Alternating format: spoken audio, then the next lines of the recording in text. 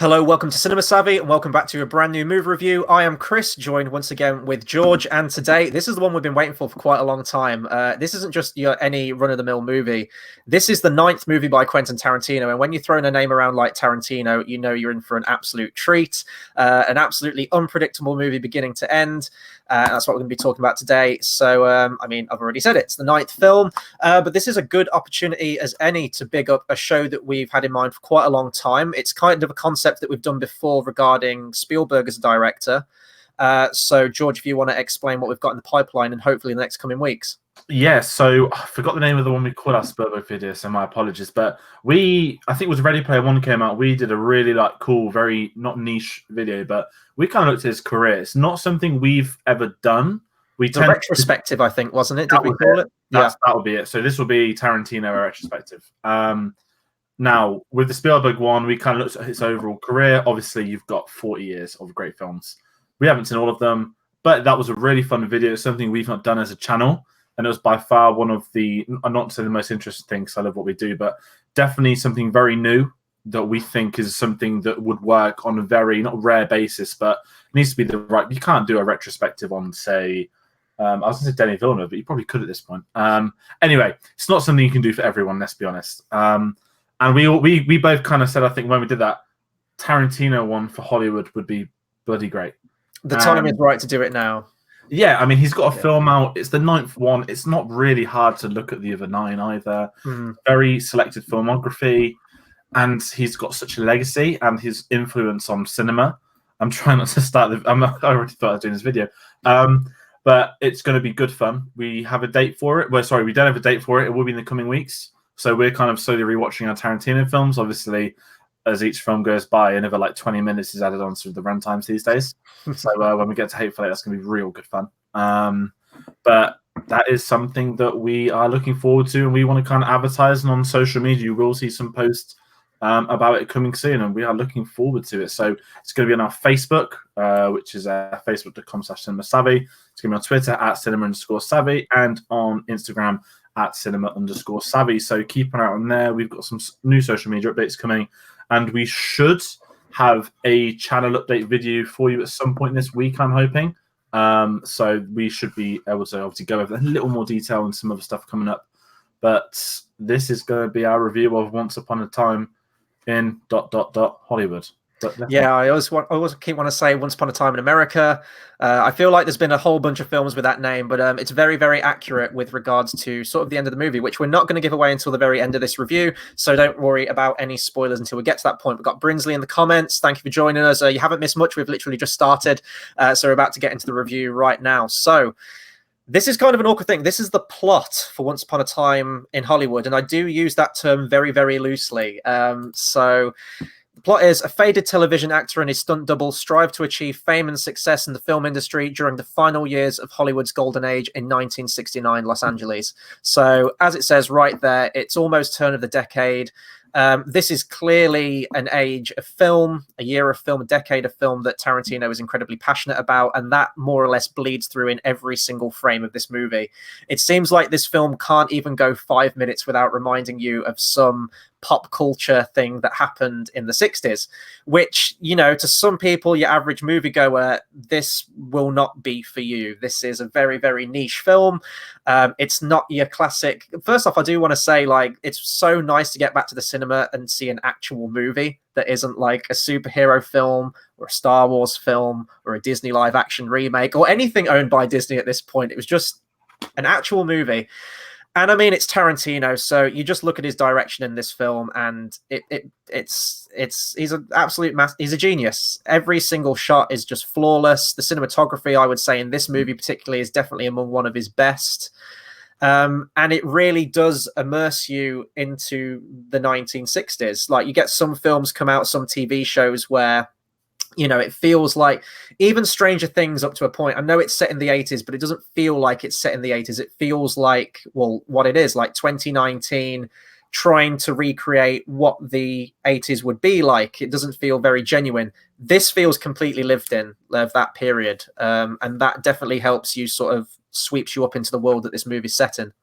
Yeah, and I think a big thing with Tarantino is any interview you see of him, he is passionate. Like you think he's like juiced up on cocaine or something. His knowledge and passion for cinema is, to me, above any director I've ever come across. Just in casual conversations, casual interviews, he is so well into it. And this, to me, like jumping in, felt like probably his most passionate project. I mean, one thing I kind of stood out is that the level of authenticity. I mean, he genuinely got permission to do up some of the Hollywood Boulevard like stores to the 60s. I think when this was being filmed, it became such a tourist area because it looked like the 60s. They kept the sets there for people to walk past after.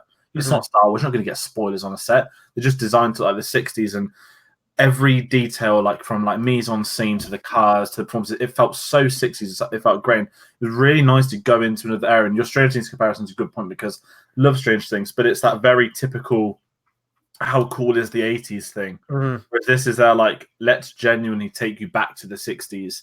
And Tarantino's a guy I can imagine on set where you've got one thing from 1971, he's going to spot it and he's going to get rid of it. He seems like that kind of guy. So I just loved not just the concept of this, but just the world. And it felt so refreshing. I mean, like we said, there's been so many, I think it's getting worse and worse each other. Like, not to rant on the current industry, but you know it's a Tarantino film. You know it's not a sequel. You've got Leo in his first film in 4 years, his first ever film with Brad Pitt. Now, one thing I do want to say, a lot of the people are going to go to the cinema for this film to see Leo and Brad, which is fine. A lot of these people probably have no idea who Quentin Tarantino is, probably have no idea who Sharon Tate is, might have heard of Manson, but there are people that you bang on, this is not the film for them. And they're going to be not gone as in walk out, but they're going to come out like, what just happened? Not granted, some people might that do know it and aware of it, but I've got a feeling there's a very casual cinema goer who's going to go to this and expect something very different to what they get. I think this is going to divide a lot of people, and I also think it's going to divide, I mean, as you mentioned, like a lot of public, because the general public just kind of want a plot that they can follow. I mean, Django was very, very popular with casual fan base, stuff like Kill Bill as well, stuff that's very accessible to people. This isn't so much that movie. And even me, like, I'll be the first to hold my hands up and say I'm not particularly knowledgeable about 60s television, 60s movies and things like that. The 80s is definitely my decade that I know a lot of stuff about. But, I mean, it's difficult to become, not to become engrossed in this when Tarantino is putting that amount of passion onto the screen. I know he says that he wants to retire after his 10th movie. I don't think it's going to happen. I don't think he should. I think he's still hitting movies out of the park. If he was going to retire on 10, this kind of would have been a fitting 10th film, I think, because it is, moving into the 70s, it is sort of saying goodbye to that old era of cinema and film, which is kind of what the modern movie world feels like. I do think, although this is set in 1969, there is a lot of that you can sort of draw from this movie in terms of our media and everything, what we're getting now. This was a packed crowd for me, which I was very happy to see that people are going and paying and supporting this movie, so that hopefully we get more movies like this down the line. But you mentioned the cast just a second ago, and we should definitely get into that now with the technical wizardry that is StreamYard. So the cast that we have, your main two big hitters in this are Leonardo DiCaprio and Brad Pitt. I will say, I think as soon as I came out of this, I called my friend up and said what I thought of the movie. And I said that they're probably my favorite characters that I've seen on screen all year. The performances in this were absolutely stellar. They were funny. They had their serious moments, and I was genuinely engrossed in them. In a film where you don't really have much of a plot, the characters have to keep it going, and by God, do they keep it going in this thing. Pulp Fiction, if I was going to compare this to any, not that I liked this as much as Pulp Fiction, but in terms of how it's structured and how it's put together and how it's put across, it's not like in a non-linear style, but in terms of that, if someone asked me to explain the plot of Pulp Fiction to them, I wouldn't even know where to start. It is kind of just a collection of sort of hapless vignettes stitched together. It's a day in the life kind of film, essentially. And if that's not your bag, then stay away from this thing if you want more of a conventional movie. But the cast was top. I mean, it's Tarantino. Like, of course the cast is going to be great. But they played off each other wonderfully, I thought. And they haven't been in a movie together either, have they, those two? Yeah, this was the first one. I think when this film was announced, they said that it's got Leo, it's got Brad. He's going to play. They went off on the go. He's going to play his stunt double, and he's a washed-up actor set in East Hollywood. And from the get-go, they kind of marketed that this is a day in the life of. So they kind of said this is Pulp Fiction meets the Manson murders. That was the kind of the elevator pitch, I guess you could say, when they first teased this film. And obviously, Sharon Tate is in this, played by Margot Robbie. But this is all about Brad Pitt and Leo. And to me, Leonardo DiCaprio is probably I don't want to say defining actor of this generation, because I think he's above that. I think Leo is someone that as time goes by, he is going to be put in them brackets with the likes of like Marlon Brando. When it comes to the time in 20, 30 years when he's a lot older, like the De Niro's, he is going to be in that bracket. And he's picked his films so well, hasn't he, over the last couple of years? Each one's been a success. And this is what his first one since The Revenant. I mean, he's a guy that probably gets offers every 2 weeks. He's either running his yacht partying or he's saving the world with the whole eco stuff. But he does a film once in a while, and it's bloody glorious like this. So Leo was great. I thought he was the best performance in this film. However, Brad Pitt, you cannot underestimate. He reminded me a lot of Aldo Rain. I know it's the same actor, obviously, but there was that charisma that he could put into it. And although he was the supporting role, to me, he steals the show. That's all I can say. But you've got the balance between the two, and you could tell they probably had a really good time filming this. Like, these are guys that, I mean, you've seen what Brad Pitt does with his whole, like, with his productions with Plan B. He's a guy that I think cares about the industry as well. I reckon they all probably had a ball filming this, and seeing those two together was really great, because they are both iconic actors in their own rights. I think Brad Pitt's someone that with age he's got, I don't want to say a lot better, but his certainly the last 20 years, I think he's either plays himself or he's something the opposite. And I don't mean as a criticism, but in this, he works so well with Tarantino, and I think they're both guys that, I mean, how does it work? Does Tarantino call them and say, do you want to be in my film? I will write you a character. Or do you reckon Tarantino writes a character, then casts them? Because I reckon he cast them before writing. Yeah, same. I know that, I don't know if he still does this, but I know that he picks his soundtrack. He picks his music and writes scenes around music. So I would guess that he does the same. He gets his actors in mind first. And he's one of those, like most sort of long-time legacy directors, even Nolan or like Tim Burton or whoever you want, they kind of find their pocket of their squad, don't they, essentially, and then just continue to use them in all the movies. Speaking of soundtrack, very briefly, it's a Tarantino film. The soundtrack's absolutely incredible. Me and you have both been listening to it since we've seen the film. It plays like a radio station. It's amazing. If you just like to go out on a drive, like a casual drive, buy the CD or whatever of this and just throw it on. Or if you're a vintage snob like me, buy it on cassette tape. If they do ever release it on cassette tape, that'd be awesome. We need to talk about more of the cast as well. So we'll move to this one. And this film hasn't been shy of controversy. Now, as soon as I came out of the film, I called you up. And I didn't know what to think of the film. My thoughts were very conflicted. I did enjoy it for the most part. I did love it for other aspects of it. But then there was something towards the end, I'm not going to go into spoilers, that did kind of rub me up the wrong way. But the main one, even in the run-up to this film, was Sharon Tate and the whole controversy surrounding that. She's played by Margot Robbie in the movie. When it was pitched initially, and you just mentioned that it was sort of like the initial pitch, we thought that's what the entire film was going to revolve around, was going to be, is it a spoiler if I say real life events? No, it's the Manson murders. The death of Sharon Tate. Like, that's what we thought the entire movie was going to be about. And it really isn't. It's a very small fraction of the movie. I don't know how this is going to go over with, any of her family or anything like that. I've read into it. Okay. So when he was writing the script, he was in contact with Sharon Tate's sister, and he kind of explained, this is what I'm doing. This is everything I'm doing with Sharon. He explained the plot, what he was doing with it. So this is going to tie into the next plot point. So I'm jumping ahead about Bruce Lee. Tarantino was in constant contact with the estate and the family. So they approved of it before, obviously, well, I'm guessing the casting was done, but before it was obviously finalized. That happened with that, and then obviously we get the next one, which I'll speak about then. Yeah, so if we move on to the piece of controversy as well, I'm having to click through pictures right now so that it's a bit more visually dynamic. Bear with me a second. There we go. The depiction of Bruce Lee in the movie. So we see the trailers come out. We know that Bruce Lee is going to be there, obviously on the set of many Hollywood productions and everything like that of the time. Now, we were having this discussion as soon as I called you up, in that a lot of people, I think it's the daughter of Bruce Lee, if I'm correct with that, I think. She hates the depiction of Bruce Lee in this movie. She says that in the film, he's portrayed as almost a racial stereotype. He's very arrogant, and she says that is not how he was in real life. I also read somewhere that she was 4 years old when her father died.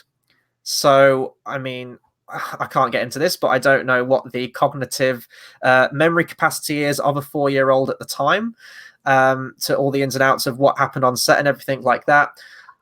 I can see the criticism maybe there. However, the scene that he features in is one of the most outrageous and hilarious scenes I've seen all year. And that's where I'm really torn on this movie. Not just that scene, but the entire final 20 minutes of the movie. I'm so conflicted on, because I don't know how it's going to go over with people, but it was an absolute laugh riot in the cinema. Everyone was laughing. I was loving it. And it's classic Tarantino. And I don't think it's coming from a place of hate or anything like that, because, I mean, if you look at Kill Bill, if you look at the films that he's into, like, he loves those old martial art movies. And clearly he's probably seen every single Bruce Lee movie out there. So I know that Tarantino probably has a lot of love for the guy. It's just part of the thing, isn't it? It's almost like a caricature. It's this heightened reality. And that's basically where my review is going to come down of this film. It's not a depiction of history. It's a depiction of fictional history. So there are elements there. There are people that really existed. There are people that are based on people who existed. But then there's the final 20 minutes of the movie, which is almost like Inglourious Basterds, not giving too much away, in that you don't know where it's going. This is Tarantino just doing what he does, being outrageous as ever. And I loved it. That's all I can say. Yeah, the Bruce Lee's. I mean, I'm not going to sit here and say I'm a Bruce Lee aficionado. I don't do kung fu. I'm not even in Enter the Dragon, so I guess I've got to say that. And at the end of the day, this entire. So obviously he was in constant communication with Sharon Tate's family. Obviously, Marcus is his main character. Now Bruce's daughter come out saying, "Oh, he was in contact with her family, yet he chose not to be in contact with mine." I'm pretty sure we know why, because I would have changed what he would have been able to do. And I was kind of there, like, well, the difference is that he was in one scene and one like montage, and Sharon Tate's the center of the story, the real life story too. And obviously, if Tarantino really wanted to go for it, I mean, this isn't a spoiler because they don't do it, but as in don't do it, as in this took place months after 1969. Real life, Bruce Lee was a suspect of Sharon Tate's death. Mm-hmm. So I thought when this film was coming out, they're going to go past that and go into all that. But it was the opposite. Bruce Lee was brought in, as minor spoiler alert, to boost the strength of a fictional character. And this is what Tarantino said. He's like, Clint is not a real life character. He is fictional. So I had him beat up one of the toughest guys in Hollywood at the time. Mm. What is so wrong with that? I understand the criticism, but in my head, I thought that was a great scene. It was a fun scene.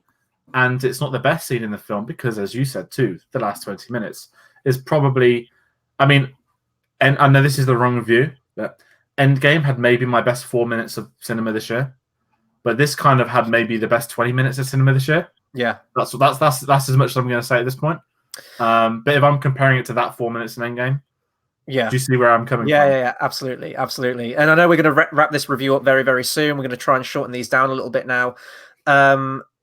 But this movie for me, if I'm going to sort of give my closing thoughts on this film, is it took a while for me to warm up to. The opening started and I was really kind of threw off with the editing and the structure. It felt I compared it to Family Guy, how Family Guy would refer to a past event, we'd then get a cutaway gag, and then we'd come back. And it felt like they kind of spammed that tactic a whole lot in the first 15 minutes or so of this movie, and I was really praying that like wouldn't be the case throughout the entire movie, because it was getting very old for me. It was getting very old hat. But then as soon as you get into the movie and you understand the pace and you understand what he's trying to say and what he's trying to do, it's absolutely incredible. Again, I don't want to go into any spoilers, but I am going to very quickly share this. This was my favorite scene in the movie. Tarantino is great at tension as well. You look at the opening scene of Inglourious Basterds, you look at any of his movies, stuff in Kill Bill, or anything like that, is great at tension building. And that's also the case in this movie. There's a scene involving Brad Pitt's character and the Manson clan, essentially, which is probably the most riveting scene I've seen at the cinema all year. I was genuinely on the edge of my seat. I didn't know what was going to happen. I was terrified for the characters in there. But then also, Tarantino's so great at balancing that. You can have moments like that, and then you can have the very silly ones as well, the over the top. This is a very, very funny movie. It's a very serious movie in some points. And I know we don't want to talk about the ending right now. We might do a very, very brief bit of spoilers. It seems like everyone in the comments who's watching has already seen the movie anyway.